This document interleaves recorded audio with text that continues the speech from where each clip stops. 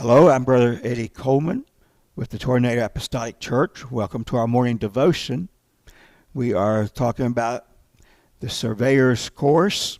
We are going to be looking at part 6 about life.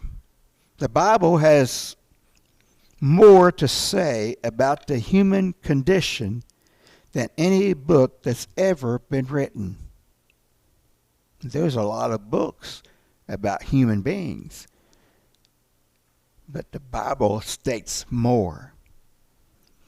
It describes accurately the plight of man and the difficulties that so often besets him, from financial problems to emotional and spiritual dilemmas, from all areas of human relationships to warfare, sickness, and even death.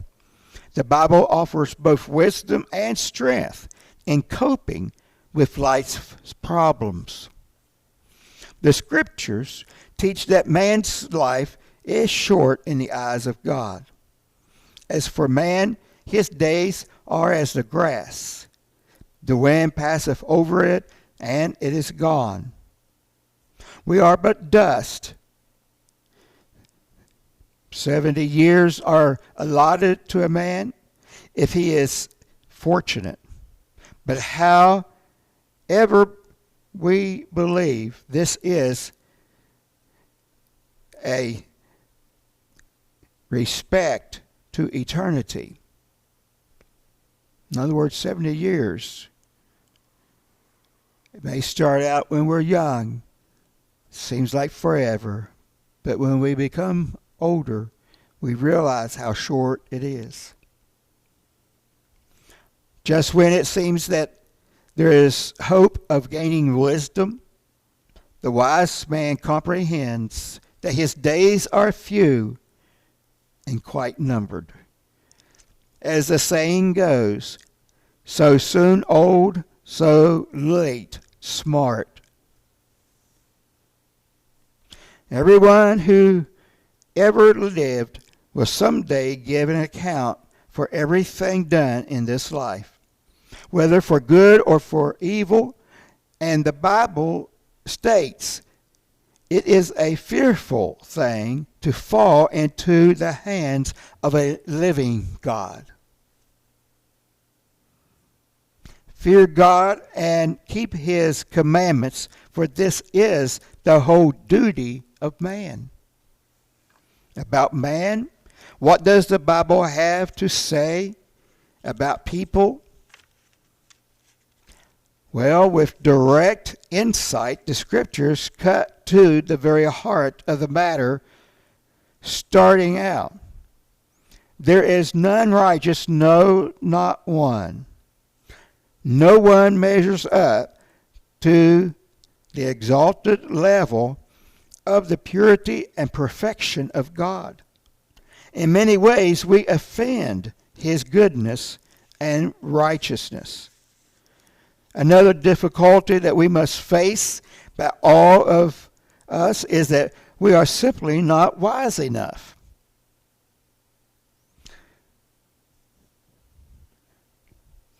When you think of our own steps, we will say, well, if I know my heart. Folks, we don't really know our heart. When things begin to happen, sometimes our heart changes. To direct our own steps and plan our own lives, it is impossible. We don't have the ability to see into the future, and even if we could, we wouldn't really know what was the best for us in a spiritual sense. God, however, does have the perfect wisdom concerning us and is also able to know the end from the beginning of a matter even before it comes to pass. This is why wise men in every generation have learned the truth of the Scripture. Lean not unto your own understanding, but in all thy ways acknowledge him, and he shall direct thy paths. Man is lost in a spiritual sense in that he is truly helpless without God. We don't learn that until many years after we've walked on the face of the earth. Without God, sin separates us from Him.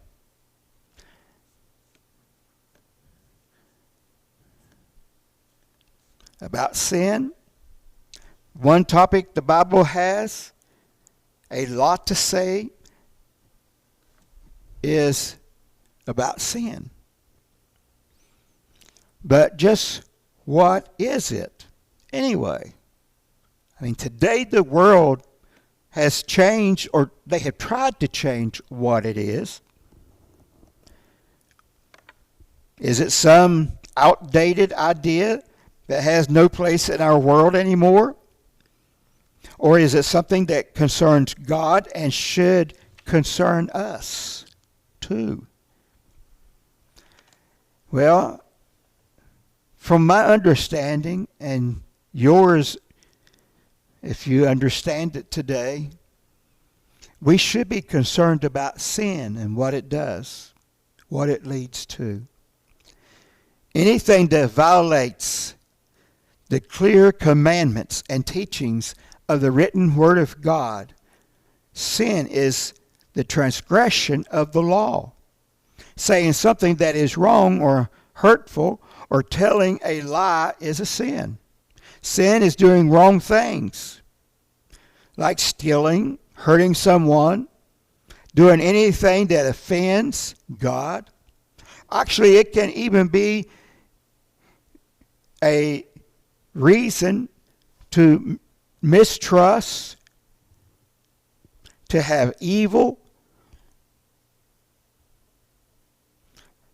towards someone else because we don't like what they said or done.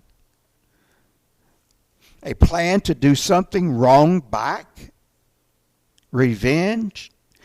If you have done any of these things, you have sinned, and you desperately need God's forgiveness before you face Him in judgment. The Scripture states that everyone who has ever lived has sinned. Everyone except for Jesus Christ. He was sinless and pure. As for the rest of us, we know from experience that the Bible's record about what sin does is true. For all have sinned and come short of the glory of God. The universe is full of examples of cause and effect, and here is another one. If you sin, you will surely die. And we found that to be true. We will suffer eternal separation from God in the torments of hell because of the wages of sin is death.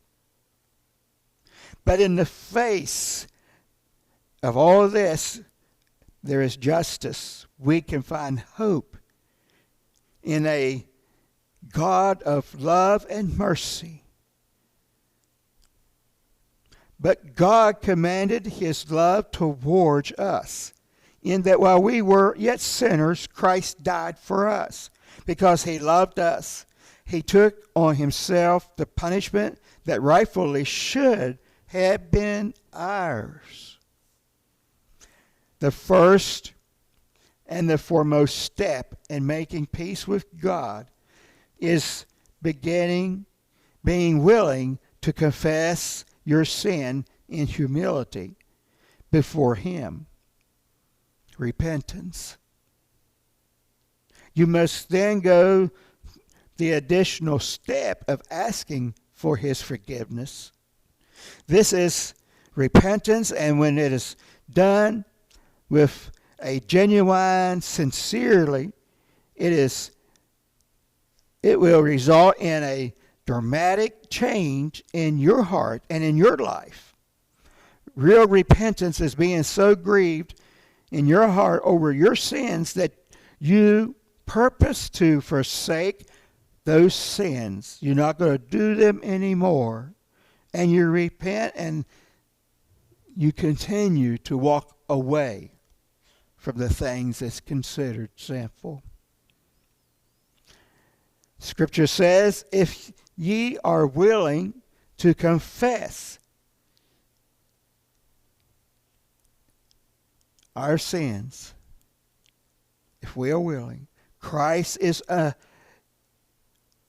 righteous, and his righteousness, he will forgive. What about you? What are you willing to do? Here and now? Repentance for sins? Sins, when they are done with us, the Bible says it leads to destruction. And anything that you read in the Bible that talks about sin, as you go through the scriptures, you find it talks about the destruction that follows. So we know what it does because the Bible tells us so. But we also know what God will do if we find that place of repentance from the depths of our heart, humbly before God. Today, many people leave out the fact that the first thing we do is repentance.